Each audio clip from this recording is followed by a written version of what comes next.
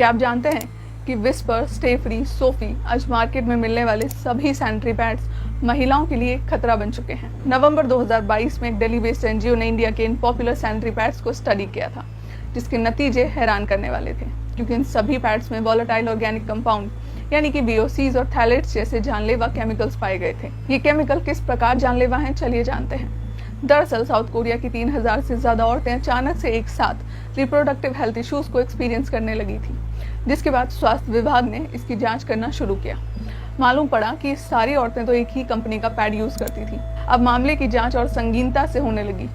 तब पता लगा कि बीमारियां तो वही VOC और थैलेट्स जैसे टॉक्सिक केमिकल्स की वजह से फैल रही थी, जो आज हर इंडियन सैनिटरी पैड में इस्तेमाल किए जा रहे हैं। साल 1999 में एक एक्सपेरिमेंट हुआ था, जिसमें कुछ फीमेल सब्जेक्ट्स को इक्वल क्वांटिटी में एस्ट्रोजन, जो कि एक हार्मोन होता है, उसके डोज को एडमिनिस्टर किया गया था। आधी औरतों को एस्ट्रोजन ओरली यानी कि मुंह से निकलने को बोला गया था और आधी औरतों को वजाइना के थ्रू एडमिनिस्टर किया गया था। आप यकीन नहीं करोगे, लेकिन जिन सब्जेक्ट्स को वजाइनल डोज दिया गया था ना, उनके ब्लड में एस्ट्रोजन लेवल 10 टाइम्स ज्यादा था एज कम्पेयर टू वो औरतें जिन्होंने इसे ओरली पिया था। कहने का मतलब है कि जो वजाइना की स्किन होती है बहुत ही ज्यादा सेंसिटिव होती है और बाकी की बॉडी की स्किन के कंपैरिजन में ये बहुत ज्यादा परमिएबल एंड एब्जॉर्बेंट होती है।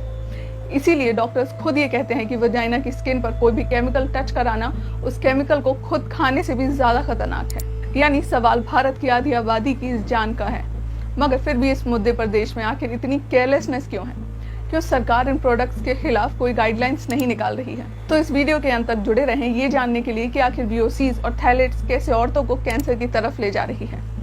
आसान शब्दों में समझा जाए तो भारत में सैनिटरी पैड्स के केमिकल कंटेंट के लिए कोई क्लियर रेगुलेशंस हैं ही नहीं। जबकि हैरानी की बात तो ये है कि आपको सैनिटरी पैड्स के पैकेट्स पर इंग्रेडिएंट्स का कॉलम भी नजर नहीं आता है, क्योंकि सैनिटरी पैड्स को मेडिकल प्रोडक्ट की कैटेगरी में रखा गया है और मेडिकल प्रोडक्ट्स पर इंग्रेडिएंट लिस्टिंग से छूट है। और यही तो इन कंपनियों का सबसे बड़ा स्कैम है। इस स्कैम को बढ़ावा दे रही है पीरियड्स के प्रति हमारी मानसिकता। शायद आपको इस बात पर यकीन ना हो, लेकिन क्या आप जानते हैं कि पुराने जमाने में महिलाएं पैड्स की जगह मिट्टी, राख, पत्तों का इस्तेमाल किया करती थी, जिसके कुछ समय बाद महिलाओं ने कपड़ों का इस्तेमाल करना शुरू कर दिया। जिसके बाद कुछ सैनिटरी बेल्ट्स भी मार्केट में आए थे, मगर इनकी बनावट देखकर ही आप समझ सकते हैं कि ये कितने अनकंफर्टेबल होंगे। जिसके बाद ये कंफर्ट के इश्यूज को फिक्स करने के लिए इन्वेंशन हुआ सैनिटरी पैड का, जो इंटरेस्टिंगली वर्ल्ड वॉर 2 के दौरान कुछ नर्सेस ने किया था, वो भी आदमियों के लिए।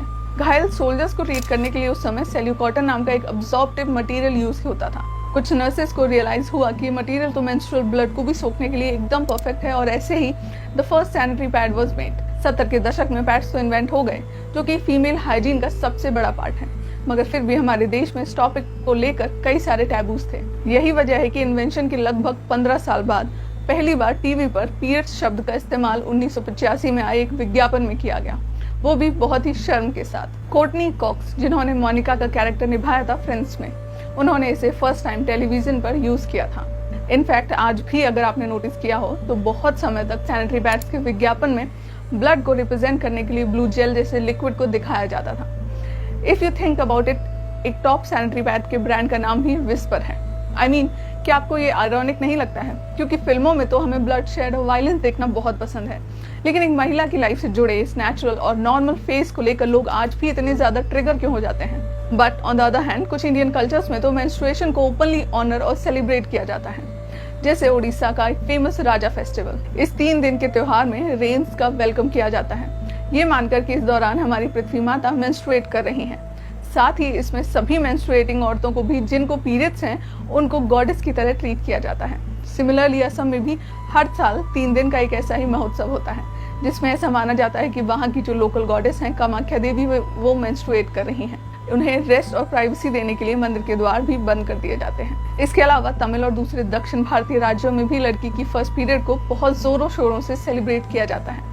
इसे हाफ साड़ी फेस्टिवल भी कहा जाता है, जहाँ पर लड़कियों को आधी साड़ी पहनाकर उनकी पूजा की जाती है और उन्हें बहुत सारे गिफ्ट भी दिए जाते हैं। इनफैक्ट हिंदू धर्म में तो कॉस्मिक योनि यानी कि वजाइना को यूनिवर्स की शुरुआत का सिंबल माना जाता है, एंड इसीलिए हमारे धर्म में योनि पूजा भी बहुत प्रिवलेंट है।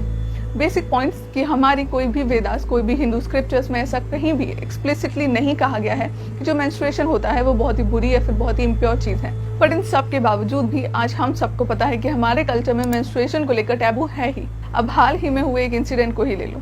इसमें बिहार के एक स्टूडेंट ने एक IAS ऑफिसर से बस एक सिंपल सा सवाल पूछा था। उसका कहना था कि सब कुछ तो सरकार देती है, जैसे कि पोशाक, छात्रवृत्ति, तो क्या 20 रुपए का विस्पर नहीं दे सकती है। अब इस सवाल पर उस IAS ऑफिसर ने ये जवाब दिया कि 20 और 30 रुपए का विस्पर भी दे सकते हैं, कल को जीन पैंट भी दे सकते हैं, परसों कोई सुंदर सुंदर जूते भी क्यों नहीं दे सकते हैं। और अंत में जब परिवार नियोजन की बात आएगी तो निरोध भी मुफ्त में ही देना पड़ेगा ना। सैनिटरी पैड जैसी बेसिक नेसेसिटी को लेकर हमारे देश के एजुकेटेड इंडिविजुअल्स का ये ओपिनियन है, उसे सीधा जीन से कंपेयर किया जा रहा है।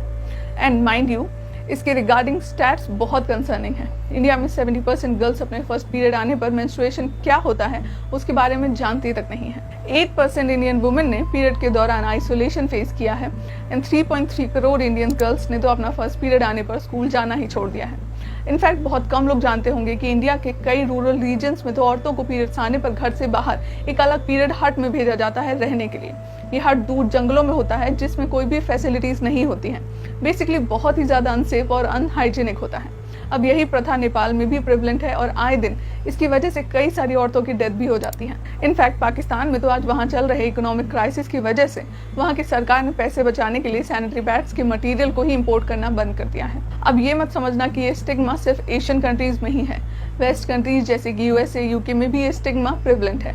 फॉर द लॉन्गेस्ट टाइम यहाँ पर भी टेम्पॉन्स और दूसरे फीमेल हाइजीन प्रोडक्ट्स को लग्जरी आइटम माना जाता था और उस पर एडिशनल टैक्सेस भी लगाए जाते थे।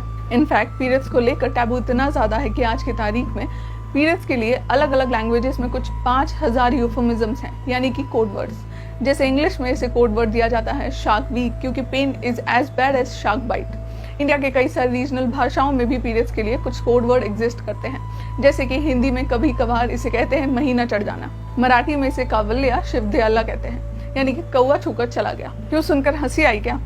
अब आप खुद ही सोचिए, इन बायोलॉजिकल प्रोसेस को इतना ज्यादा स्टिग्मा, इतना टैबू, इतना शेम अटैच्ड होगा तो क्या सही में आपको लगता है कि कोई इस मुद्दे पर बात भी करना चाहेगा? भले ही इस इशू पर कितनी भी प्रॉब्लम्स क्यों ना हो, लोग शर्म के मारे कुछ बोलना ही नहीं चाहेंगे, चीजें सामने आएंगी ही नहीं। जिस थैलेट्स का जिक्र हमने शुरू में किया था उसका इस्तेमाल इसे सफेद और साफ दिखाने के लिए किया जाता है, just like bleach. Phthalates pads की सॉफ्टनेस और फ्लेक्सिबिलिटी को भी बढ़ा देता है, लेकिन थैलेट्स मॉलिक्यूल की प्रॉब्लम ये होती है कि वो प्रोडक्ट से बाउंड नहीं रहते, जल्दी से डिटैच हो जाते हैं, इसीलिए वो बॉडी में भी जल्दी से एब्जॉर्ब हो जाते हैं। अब लंबे समय तक इसका एक्सपोजर होने पर ये रिप्रोडक्टिव, न्यूरोलॉजिकल और इवन कार्डियोवास्कुलर प्रॉब्लम्स कॉज कर सकती हैं एंड इनफैक्ट ये ब्रेस्ट कैंसर जैसे डिसीजेस से भी लिंक्ड होते हैं। नेक्स्ट है VOCs, यानी कि वॉलेटाइल ऑर्गेनिक कंपाउंड्स, जो कि पैड्स को बेसिकली एक अच्छी फ्रेग्रेंस देते हैं, इसीलिए इवेपोरेट होकर वजाइनल स्किन में बहुत अच्छे से एब्जॉर्ब हो जाते हैं। लेकिन इसके लॉन्ग टाइम एक्सपोजर से पैरालिसिस और मेमोरी लॉस जैसे न्यूरोलॉजिकल इफेक्ट तक हो सकते हैं एंड वर्स्ट केस सिनेरियो तो अगेन वही है, कैंसर दे सकते हैं। अब ये सब के अलावा पैड्स में पेस्टिसाइड्स और प्लास्टिक्स भी पाए जाते हैं। ऐसा कहते हैं कि सैनिटरी बैग को लीक प्रूफ बनाने के लिए इनमें 4 प्लास्टिक बैग्स के बराबर की प्लास्टिक यूज किया जाता है एंड इन प्लास्टिक बैग्स को डिकम्पोज होने में 500 से 600 साल लग सकते हैं। मतलब कि आपके हेल्थ के साथ साथ ये एनवायरनमेंट के लिए भी बहुत बड़ा बर्डन है।